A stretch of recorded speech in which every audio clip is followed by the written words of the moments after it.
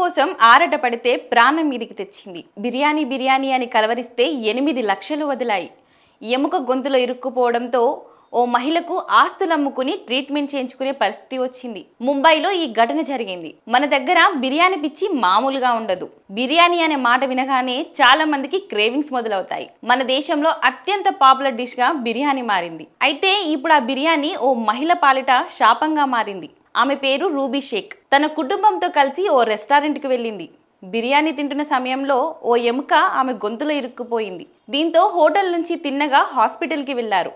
డాక్టర్లు CT scan చేయాలని చెప్పినా వినకుండా ఆమె ఇంటికి వెళ్ళిపోయింది. ఆ తర్వాత 2 రోజులకు తీవ్రమైన జ్వరం, హై బీపీతో హాస్పిటల్కి వచ్చింది. ఎక్స్రే, సిటీ స్కాన్లు చేసిన వైద్యులకు గొంతులో ఇరుక్కుపోయిన ఎముక కనిపించింది. దీంతో దాదాపు 8 గంటల పాటు ఆపరేషన్ చేసి ఆ ఎముకను బయటకు తీశారు. గొంతులోకి చేరిన ఆహారం ఏదైనా కిందికి జారుతుంది. ఈ ఘటనలో ఎముక గొంతు పై భాగానికి ప్రయాణించిందని డాక్టర్లు చెప్తున్నారు. మత్తుమందు ఇచ్చినప్పుడు పేషెంట్ దగ్గడం వల్ల గొంతులోని ఎముక పైకి జరిగి ఉండొచ్చని చెప్తున్నారు.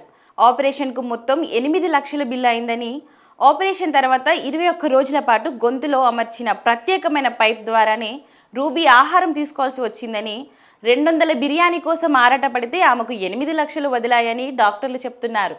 తనను ఇన్ని అవస్థల పాలు చేసిన బిర్యానీ ఇక జన్మలో తినబోనని, ఇంట్లో వండబోనని రూబీ చెప్తుంది.